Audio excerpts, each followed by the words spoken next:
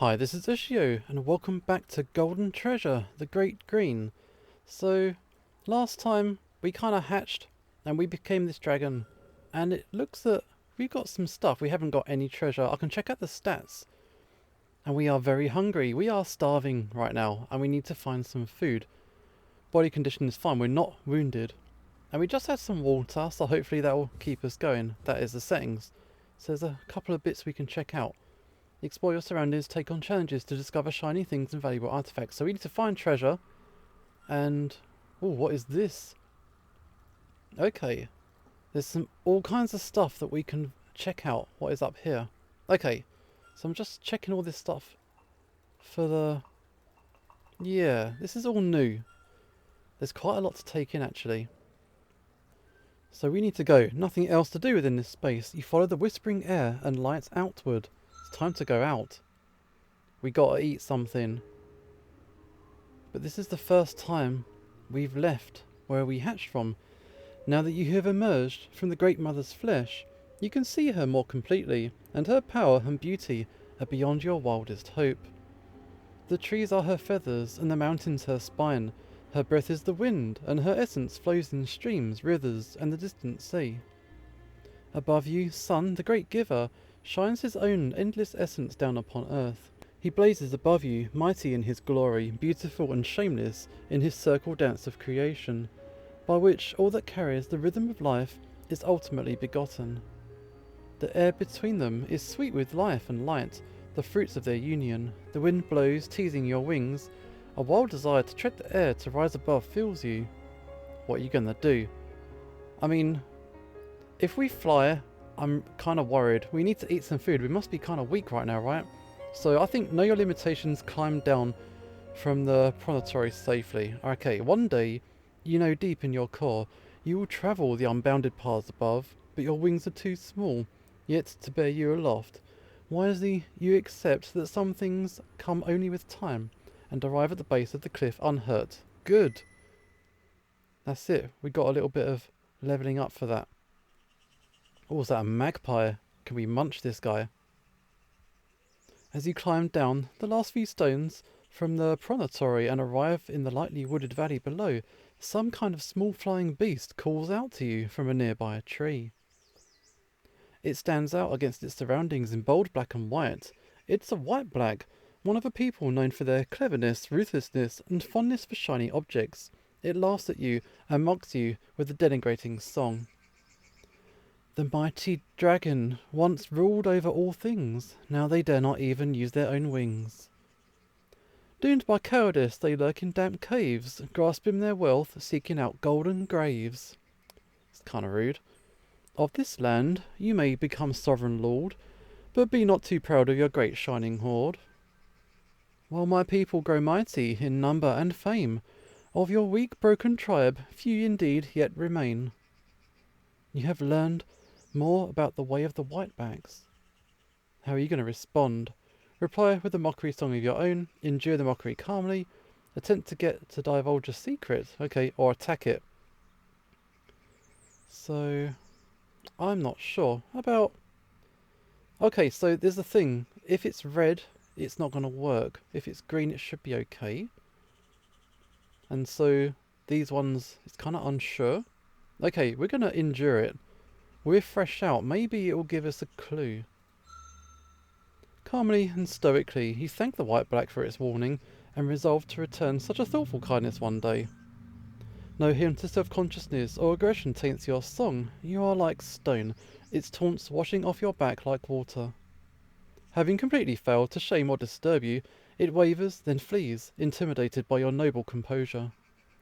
As it does so, it drops a small, shiny object, which you take for your own, along with the satisfaction of having proven your own superiority simply by not playing its shadow game. Oh, nice. A shinestone bauble.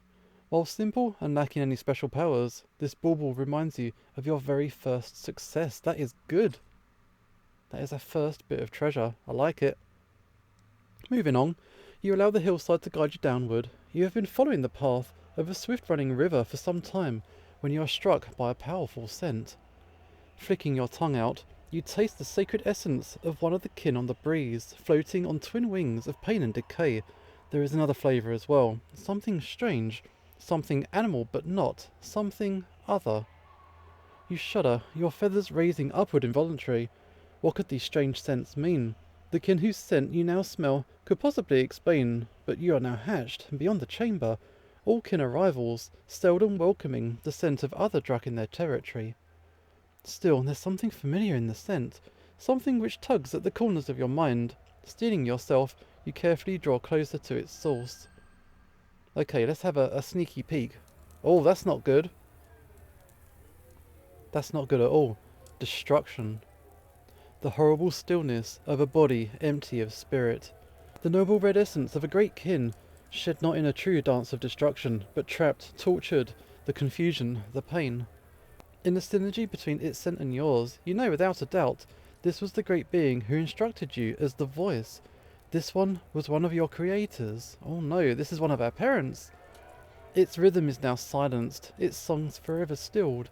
Already, tiny spirits of decay infest the vast body, feeding off of it, reducing it to void.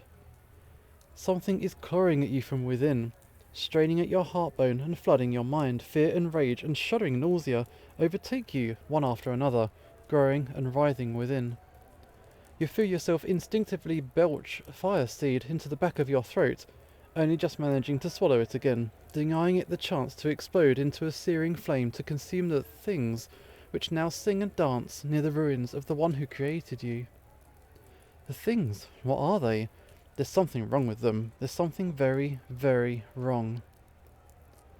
They seem to have more than one skin. Some of them belong to other animals. The brightness of their body heat is darkened by the cold, dead hides they cover themselves with. There's something strange about their oily scents, something familiar, but alongside that, something completely other, like no true animal. They clutch strange things in their forepaws, which you cannot identify, though they reek of blood of trees, but most horrifyingly, they have no tails, they're tailless. You're split inside, the air within you screaming to run away, as fast as you can, from this place, and the fire within urging you to destroy the two tails. Decide quickly. We're gonna get killed, we haven't had any food, check your stats. You're very hungry. We need to eat something very quickly. Flee. Try to keep silent. Let's be sneaky about it. You flatten your body to the ground and creep forward. Okay, this is the empty shell of one of the kin. Its rhythm stilled, the great body constructed over hundreds of turnings of the seasons and nourished by the destruction of thousands of lesser beings, lies quiet, destroyed within just a few moments. Before you hatched, you were taught that all things become silent in time, but beholding the corpse of this great being, one of your own creators, that truth seems all the more urgent and unassailable. There's a hidden option, okay. So we can either run away, they're a threat, destroy them. There's a hidden option. I mean, we need to eat food. Can we eat some of this? And, I don't know. Let's try the hidden option. If you only had more affinity with the water element or special knowledge. Oh, we can't do it.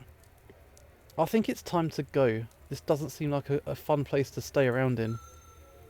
You flow rapidly through the underbrush, scrambling over rotting tree corpses and crashing through shrubs until there's no trace of either scent or sound of the no-tails. They seem to possess some kind of terrible magic which allows them to cause harm even from far away. Again, this seems wrong beyond all possible definition of the word. Is not all order in the world dependent on the simple fairness of having to destroy your enemies with your own body? Perhaps the bizarre things are beyond your ability to deal with as a hatchling. You resolve to grow stronger so that you can bring destruction to them, avoid them at all costs, attempt to learn and imitate their strange magic. That seems like a bad idea. Grow stronger. Let's avoid. Let's keep away from these things. You cannot even begin to imagine their way. Everything about the tailless defies understanding. You must survive, and for now, avoiding them completely is wisest, but perhaps one day. There we go. I haven't got enough water mastery to have unlocked that thing. Never mind. We need to eat food, desperately. You feel something small, striking your armour. You turn to see what it is and find nothing, but then it happens again. And again, it's not painful, it's kind of annoying. Eventually, you realise it must be rain, the sacred water of the sky, which sometimes falls to bless the Great Mother, of which you were told while still in the chamber. Soon, rain's falling everywhere, tumbling and vaulting off the leaves and sliding merrily down the grass. It makes it hard to smell and taste the air, and perturbs you as it spatters against your armour. You find shelter in what used to be the den of a family of fur beasts. Their scent lingers only on the edge of your consciousness, and they must have been gone for many suns or even moons. You dig it slightly deeper and broader with your claws and then settle in, watching rain's downward dive. Okay, we're going to hide in this cave now. We desperately need food. We are hungry. Oh, it's raining really bad. Yeah, this should suffice for now. Surely grander lairs await you in the future, but you feel comfortable and safe in Earth's body. At last, you have a moment to think. You pause, considering your situation. Okay, let's click here. The moment of reflection will make your current feelings and thoughts clear. Awareness of one's own state of being is key to survival in this harsh and beautiful world. So, we really need food. So, let's have a look. What else can we do? You may also draw your thoughts toward any treasures or artifacts you've found. Okay, let's have a look at our treasure. There's little there now, but if you survive and are bold yet wise, you will gather many. Perhaps some will even have strange and wondrous powers. So we just got a random stone at the minute. Here you can recall the many denizens of the Great Green you'll meet over here. Here we go. As you explore, hunt and survive, your knowledge of each of the many tribes and peoples of good beasts will grow, and their secrets will be revealed to you. Okay, so didn't we meet a magpie? Yes, so these other animals is not known to you. Hunt and observe them to learn their secrets. So here, the white-black was the magpie we just spoke to. So we have a little bit about that. They're proud, quite convinced of their own superiority. So that is that. Cool. And if you wish to leave the waking dream of this life and return to your other reality, or change certain aspects of this one, you will find such thoughts here. Your progress will automatically be saved and remembered, so do not fear the void. Okay, so that's our options. Sweet. Your relationship with the Great Four, the elements which make up reality, will be your key to survival. At any time, you may draw your thoughts toward the elements to more clearly comprehend their gifts. Okay, let's have a look. So we have got fire. Is that water, earth, and something else? I can't remember what they are. Tell me. Fire element governs your physical strength and ferocity, as well as the power of your fiery breath. Water element governs your perception, empathy, flexibility, and stealth. The earth element governs endurance, health, and fortitude. The more you understand and imitate this element, the more patient and difficult to destroy you will become. Okay. And the air element governs quickness and intellect. The agility of both body and mind belong to this sphere. As you grow in understanding and experience, your degree of enlightenment within the four elements will increase. Each degree brings gifts. By recording each specific element, you can remember which gifts you have earned and what temporary factors such as injuries may be affecting it. Earning gifts is not affected by temporary effects, and only when your natural level of enlightenment is high enough will you gain new abilities. Already your actions and decisions have strengthened your connections and granted you certain advantages such as... Okay, you've achieved the first grade of mastery of the fire element. You may now use Power Strike, a physical attack which deals heavy damage if you win something. That was too fast. Let's read faster. You can now use Flowing Strike. Water technique does light physical damage and may do additional damage based on the enemy's fire attribute. Okay, so we're in Pokemon territory now. Earth. Bracing contact does not harm your opponent but greatly reduces incoming damage. You can observe your foe. Okay, improving your knowledge of it. And then you have the air. Swift Strike, a clawing air attack that deals light physical damage and may harm your opponent before it has a chance to harm you, so it's a quick attack. Cool.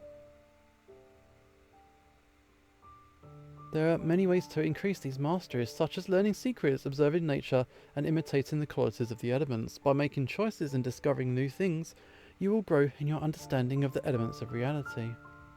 Remember that failure is far better teacher than success. Mistakes and losses bring with them the best lessons. If you lose a challenge, you may suffer in the short term, but your elemental abilities are likely to increase. Certain treasures and gifts may also affect your elemental affinities. This cosy nook is a good place for rest. If your body's been damaged, it will slowly mend on its own, but spending a sun resting here will greatly increase the speed at which you recover. A few scratches will not hinder you, but any significant wound will impact your ability to hunt, to fight, and even think clearly. The rain has passed, and the great above has cleared, but the world is darkening. Night must be approaching. You slip out of your den to investigate. Cool, let's go. We're not injured, so we don't need to sleep. Check out the stars. You emerge in time to see your first sun ending, and as he dies in scarlet glory, new smaller illuminations are born in the opposite corner of the sky. By the time sun has gone completely, they dominate the great above, a parade of holy light marching in a slow circle dance. You were taught of the stars while still in the chamber, but seeing them with your own eyes is a true wonder. Each of the stars has a colour and a brightness not quite like any other. Some are red as the body of fire, some green as the grasses of earth, some blue as the deeps of water, some white as the clouds of the air. Some stand quietly, firm in their colour, and some sparkle and flash, simmering gaily. Even in the great above, the four sacred elements hold their being. A cool wind blows over you, ruffling your feathers, inspiration striking. You feel compelled to let your voice ring out in song. What do you sing?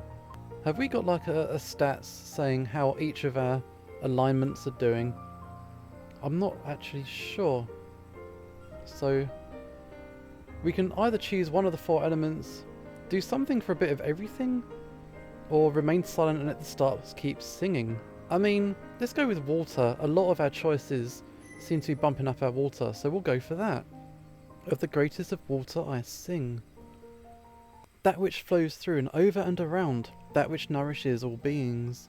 I sing of the clear water, milk of the great Bertha, every stream and pond and creek, a well of health and life. I sing of the crimson water, where flows the rhythm of life within, its waves and tides shaping my sacred body and those of all my relations, fueling the senses and bringing healing and emotion. I sing of the hidden water, the flow of that which is unseen, mystery and magic beyond the hunting grounds of the body and the mind. I am a mighty river, flowing all over the land. May many beings find their source in me, may I serve as the beginning to innumerable endings. May I create wonders in my wake, springing up like trees and green things. May my gentle passage shatter stone and carve valleys. Praise to water, who teaches us that the soft overcomes the hard, who teaches us to embrace earth, who bursts all that has the rhythm of life. Praise to water, which is, was, and shall be. As you listen to the echo of your roaring song returning to you from the farthest corner of the valley, your tail curls with happiness. Your life will be the cause of many new beginnings, in ways subtle and obvious, clear and mysterious. You will leave this world changed by your presence, and it will bear your mark forever, even when you're gone. This valley was wrought by ancient waters. You shall bring about even greater things. Okay, got a large amount of water mastery. Water, I've decided, is going to be our angle. Your first sun is at an end, and it was more than you could have imagined, even with your creator's instruction. Sleeping in your lair is almost like being back in the chamber, but now you know too much. Your mind wanders from thought to thought, seeking to guide itself. Your hopes and fears toss you back and forth, scraping you uncomfortably between what was and what might have been. You see your creator lying silent before the no-tails, their chattering, screeching voices barking something incomprehensible as the redkin essence spreads along the ground. The white back mocks you as you look on. You feel the dread, 1-2 stomping of the tailless, near you, upon you, and over you.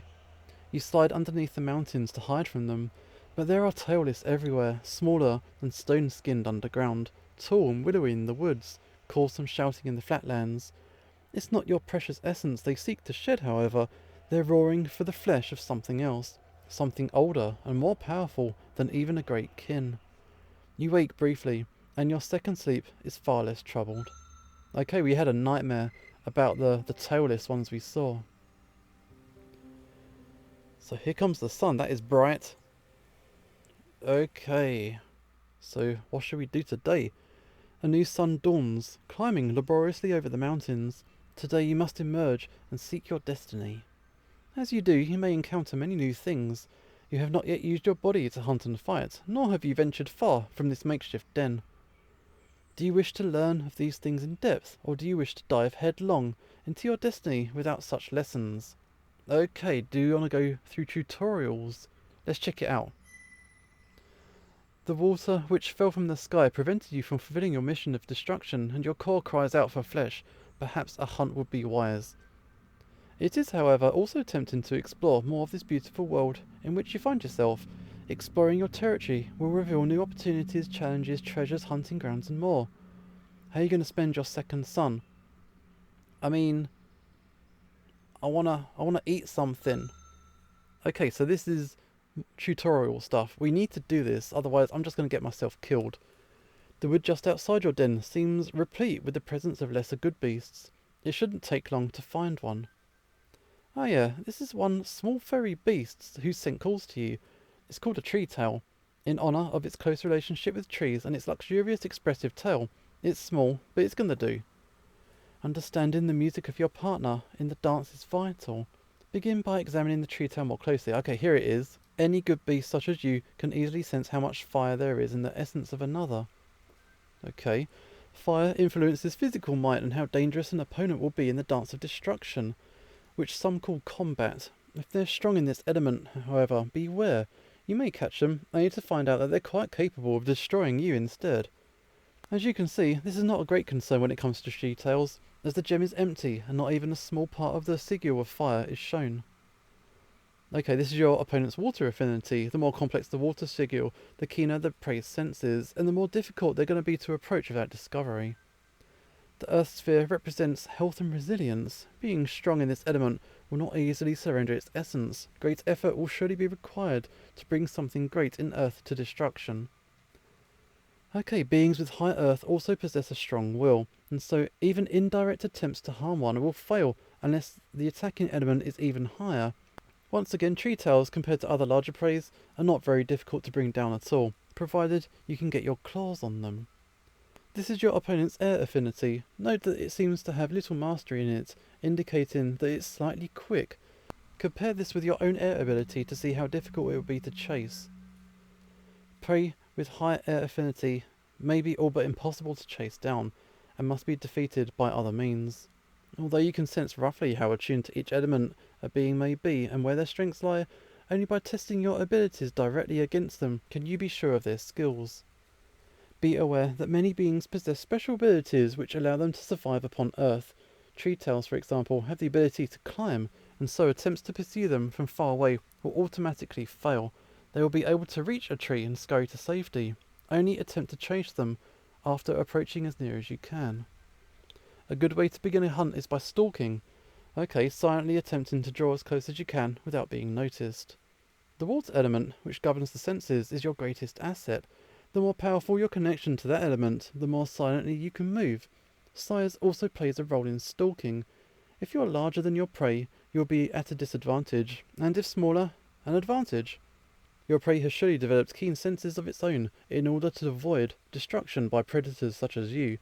To successfully close the distance without alerting it, your water mastery must be greater than the tree tails.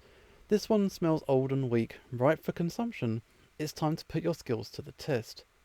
Keep still, observe, silently draw nearer. Okay, we have options, but there's only one we can actually do, so we're gonna get closer. Yeah, you're now much closer. Close enough to smell its fur, its personal scent, and even its nut-tinged breath. Charging at it now is tempting, but you also find yourself fascinated. Oh, as you watch it forage for food, it moves in a particular way, not quite like that of any other good beast, and in observing it you may learn something. Okay, let's have a look. Yeah, already you're learning. Nature is an excellent teacher. Cool. If you hunt and observe each prey enough, you may gain a glimpse of their deeper truth, and in finding it, incorporate it into your own way, and become stronger. But you've sensed enough. You hunger for its tender flesh, and thirst for its crimson essence. If you strike now, you might succeed in the chase. Perhaps you should go closer. Okay, we've got one option. Let's go closer. We're really close now. So near now, and your prey is still completely ignorant of the shadow of destruction which falls upon it. If you strike at it with all of your speed and strength, it's not going to stand a chance. Wait for the 2 circles to become 1, and then act quickly. What? We got to do it at timing. Okay, here we go. Click. Click when they align. Oh, too soon. Too soon. Okay, here we go. Here we go. Gotcha. That is our first meal. The hapless tree tail barely even has time to realise that you're there before you crunch its small bones in your jaws, tasting its perfect essence as you crush it several times and finally swallow. Its flesh and its spirit will now become a part of your own, granting you precious energy. You feel pride in your own skill and gratitude to the tree tail in equal measure. This is right. This is the way of all things. Okay, we got some energy. Nice. Oh, another one. Your cur urges you on. You must have more, if you're to grow great.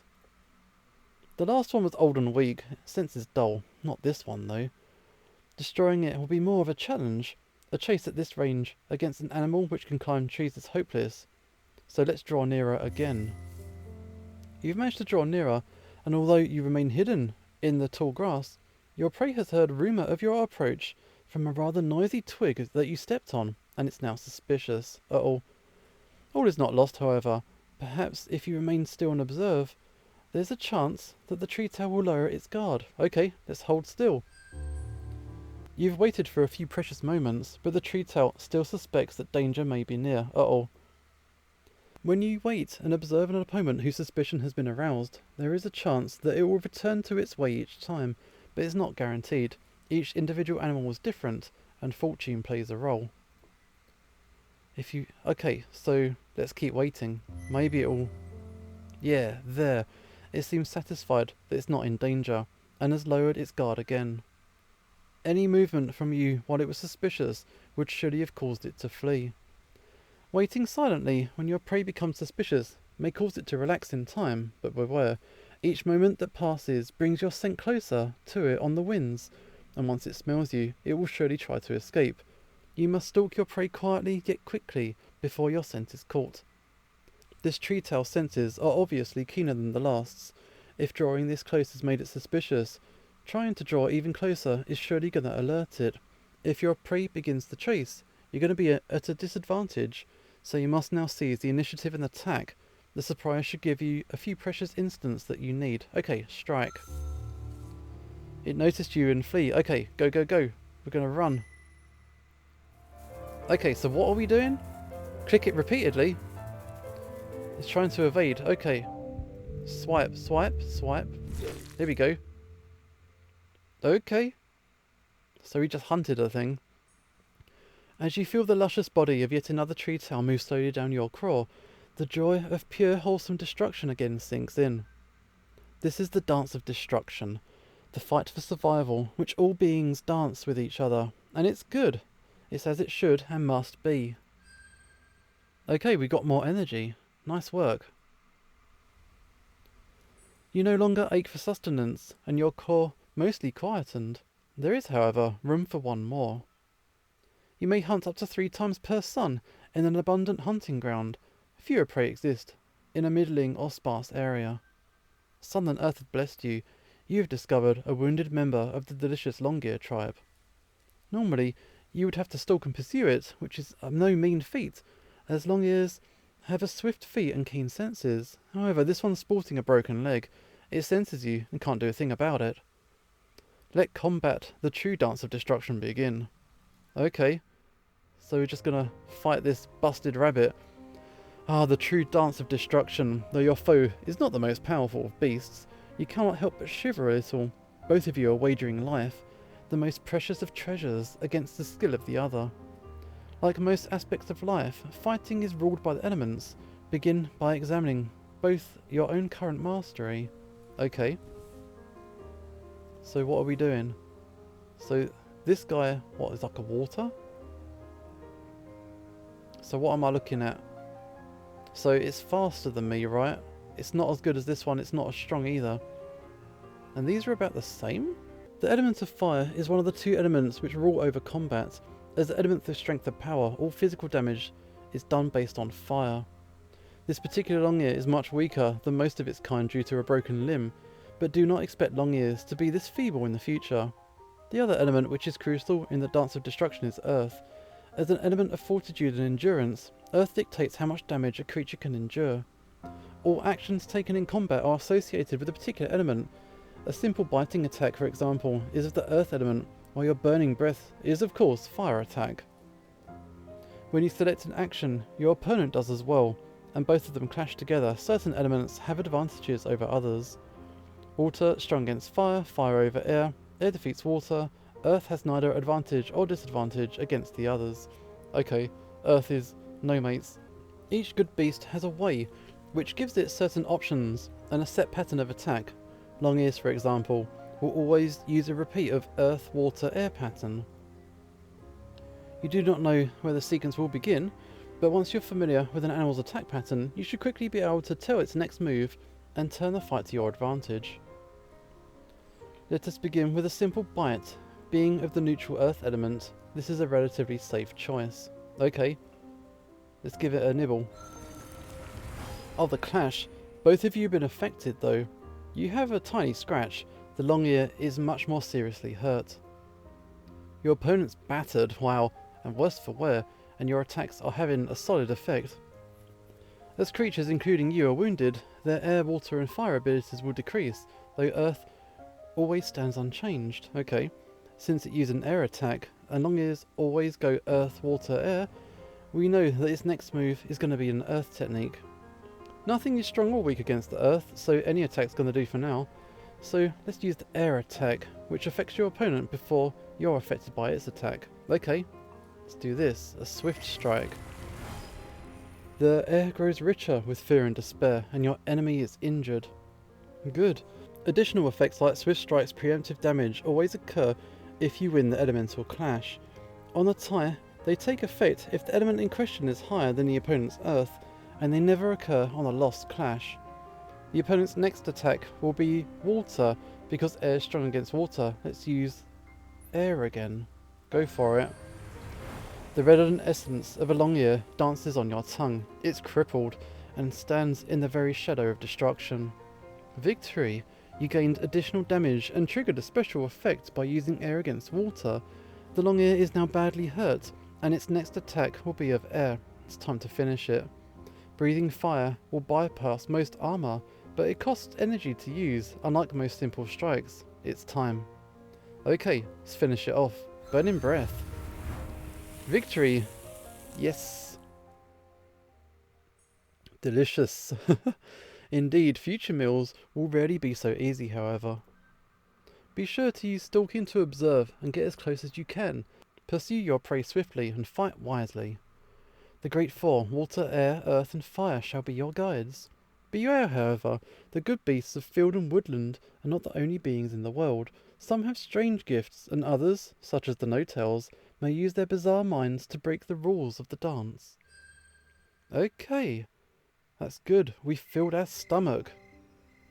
And that is the end of our first day of hunting. There we go. Oh, there's another day gone. Oh my god. Running out of time already. So yeah, we are on to a new day, so we're going to check out that day in the next video. This is Usho signing off, and hopefully I'll see you next time.